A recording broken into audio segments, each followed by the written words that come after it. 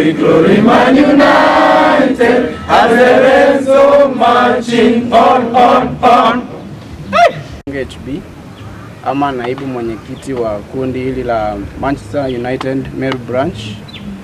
Hiki ni kikundi ambacho kilianzishwa pale nyuma mwaka 2018 ambapo tumekuwa na events zenye zimekuwa zikifaidi the society, na ndio maana sasa pia siku ya leo tumeamua tuje ili tuweze kujumuika kwa pamoja na kufanya hili tendo ambalo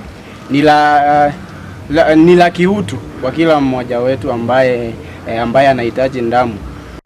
Wacha tutumie hii fursa ama huu wakati ambao hatuna kazi mingi, tuweze kusaidia wale ambao wako hospitali wanaotaka damu. Ujui ni nani anaweza hitaji hii damu kwa muda ambao ujao. Kwa majina naitwa Boniface, nimetoka Nanyuki. Mimi ndio chairman wa Manchester United fans Nanyuki. Tumekuja hapa Meru ili kushirikiana na wenzetu hawa Meru Manchester United fans ili tufanye hii shughuli ya leo iwe ya kumakinika, na ni jambo ambalo tumekuwa tukifanya. Last year tulikuwa tu mahali hapa na tukadonate blood, na hii wakati pia tumerudi hapa ili kusaidia society.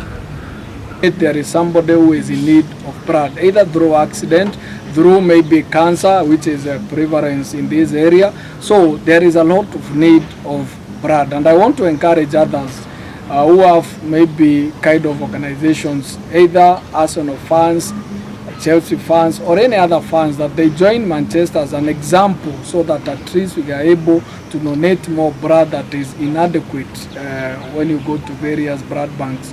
Naitwa Freddy Kobia. Mimi ni naibu wa msimamizi wa Meru Satellite, Meru County Blood Donation. Tunashukuru sana timu ya Manchester kuja kusaidia damu.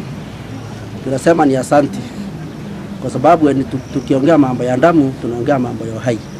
Na ukitoa damu moja, paiti moja ya damu, unasaidia watu wane, kwa sababu kuna vitu inatolewa kwa damu ile inaweza kusaidia wagonjwa wetu. Na kile naweza sema kwa damu, hakuna pale damu unuuliwa, hakuna pale damu inaweza patikana. Ni mimi na wewe tunajitolea, tunaweza kutolewa damu. Hauwezi andikiwa ambienda chemist kwa kununua damu, ni mimi na wewe. Na kwa kuweza kusaidia mgonjwa, hiyo damu lazima iwe. Na mgonjwa anahitaji damu paiti moja peke yake ili iweze kumsaidia maisha yake. Kwa sababu akiwa anakunywa moja, tunaweza kimbia Embu na Nairobi kuomba nyingine. Lakini kama haiko, mgonjwa anaweza enda. Na tunashukuru wasimamizi.